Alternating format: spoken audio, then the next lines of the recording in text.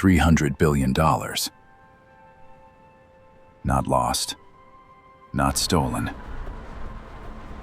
Disappeared, while everyone was still buying in. In 2017, Xu Jiayin was worth $43 billion, China's richest man. Not just in real estate, not just in Guangdong, in the entire country. His company, Evergrande, had built homes for over 12 million families across more than 280 cities.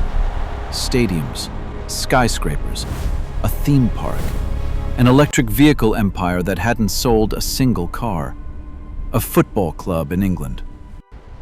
The scale was incomprehensible, and it was still growing. The system wasn't just working, it was accelerating. And that was the problem. Xu Jiayin didn't start with $300 billion. He started with nothing.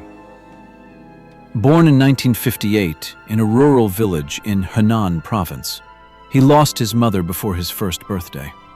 Raised by his grandmother, wore the same pair of shoes through 3 winters. He studied metallurgy at university, worked at a steel factory, then spent years drifting between jobs that went nowhere. In 1996, at 37 years old, he founded Evergrande Real Estate in Guangzhou with borrowed capital and 1 development project. China's property market was just beginning to open. The timing was almost too perfect. By 2008, Evergrande had listed on the Hong Kong Stock Exchange. By 2010, it was one of the largest real estate developers in the country. By 2016, Xu Jiayin was a billionaire many times over, throwing money at football clubs, electric vehicles, bottled water, pig farming, anything that carried the Evergrande name. In China, the name meant one thing: it cannot fail. That belief was the foundation of everything. Because Evergrande wasn't building with money it had. It was building with money it owed. $300 billion in liabilities, borrowed from banks, from suppliers, from shadow lending networks, from the families who paid upfront, full purchase price, sometimes years in advance, for apartments that didn't exist yet. Every new apartment sale was paying for the last unfinished project. Families were handing over their life savings for homes that were already mortgaged against old debt. Some apartments were being sold before the land had been cleared, before permits had been approved, before a single foundation had been poured. The model had a name inside China's real estate industry: high leverage, high turnover, high expansion. It worked as long as prices kept rising. It worked as long as buyers kept coming. It worked as long as no one asked what happened if either of those stopped. For 20 years, nobody asked. The entire empire ran on one assumption: that China's property market would never stop growing. For 2 decades, that assumption was correct. Then in 2020, Beijing changed the rules. 3 red lines. That's all it took. In August 2020, the Chinese government introduced 3 financial thresholds specifically designed to cap debt levels at the country's most over-leveraged property developers. The rules were simple. Your liabilities couldn't exceed 70% of your assets. Your net debt couldn't exceed 100% of your equity. Your cash on hand had to cover at least your short-term borrowings. 3 lines, 3 limits. Evergrande failed all 3. Not marginally, not technically, completely. At that moment, every banker in Hong Kong, every institutional investor in Singapore, every regulator sitting in Beijing's financial oversight offices knew exactly what was coming. Nobody stopped buying Evergrande bonds. Nobody stopped lending against Evergrande assets. Nobody stopped purchasing Evergrande apartments. Nobody stopped building. Because stopping felt more dangerous than continuing. If Evergrande slowed, prices would fall. If prices fell, existing buyers would panic. If buyers panicked, the entire sales model collapsed. If the sales model collapsed, the debt became unserviceable overnight. Everyone inside the system understood this. Everyone kept moving anyway. This is where most people get Evergrande wrong. They think it collapsed because it borrowed too much. It didn't.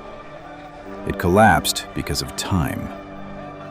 Evergrande had been borrowing to pay borrowing since at least 2008. The model worked as long as new buyers kept coming. New buyers kept coming as long as prices kept rising. Prices kept rising as long as the government kept supporting growth. Remove one piece, the entire structure inverts.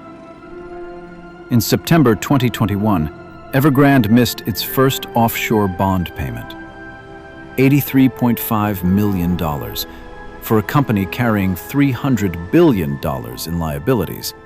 $83.5 million is operationally irrelevant. But it was the signal that the machine had stopped. What happened next didn't take months.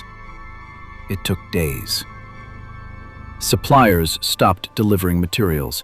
Across more than 800 active project sites, construction simply halted. Cranes stopped moving. Foundations sat unfinished. Concrete dried mid-pour on floors that would never be completed. Home buyers who had already paid, in many cases the full purchase price, years in advance, realized the apartments they'd purchased might never exist. In Wuhan, families who had paid deposits on units in 2019 discovered the buildings were less than 30% complete. In Zhengzhou, workers hadn't been paid in 4 months. In Guangzhou, employees were asked to loan their personal savings back to the company to cover payroll. Borrowing stopped. Refinancing collapsed. Credit lines were pulled overnight. Asset sales fell through. Xu Jiayin sold his private jet, sold his headquarters building, sold stakes in subsidiaries that hadn't turned a profit in years. None of it was enough. By December 2021, Evergrande was declared in default. $300 billion gone. But here's what the default didn't explain. Why did Beijing let it happen? Evergrande was not a small developer. It employed 200,000 people directly. It had active contracts with an estimated 3.8 million workers across its construction supply chain. Its collapse threatened the solvency of regional banks. It threatened local governments that depended on land sale revenues. It threatened the retirement savings of millions of ordinary Chinese families. The Chinese government had intervened to rescue smaller institutions for far less. So why not Evergrande? Because rescuing Evergrande would have sent exactly one message to every developer, every banker, and every local government official watching. Build recklessly. Borrow endlessly. The state will always catch you. Beijing made a deliberate calculation. Let one giant fall, visibly, publicly, irreversibly, so that every other over-leveraged developer in the country understood that the rules had changed. Evergrande wasn't an accident. Evergrande wasn't rescued. Evergrande was used. What happened to Xu Jiayin tells you everything about how that calculation ended. For 2 years after the default, Xu remained technically free. Evergrande continued restructuring negotiations. Creditors rejected every proposal. Then, in September 2023, Chinese state media reported that Xu Jiayin had been placed under police control on suspicion of criminal offenses. No specific charges were announced. No trial date was set. No detailed allegations were published. He simply disappeared into the apparatus of the state he had spent 30 years building his empire alongside. His personal assets were frozen. His passport was cancelled. Evergrande itself was ordered into liquidation by a Hong Kong court in January 2024. The company that had built homes for 12 million families was wound down. Its assets distributed among creditors who would recover a fraction of what they were owed. The man who built China's largest private real estate empire ended up exactly where Beijing had always reserved the right to put him: under control. $300 billion didn't disappear because of bad accounting. It disappeared because the system that created Evergrande was never designed to let it exist independently of state power. In China's system, private capital rarely collapses alone.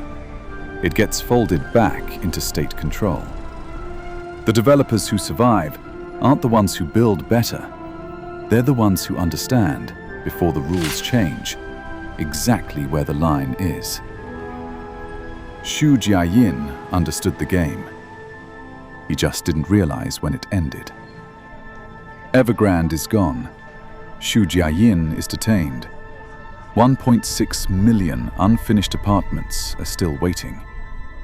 And somewhere in China right now, another developer is running the same model.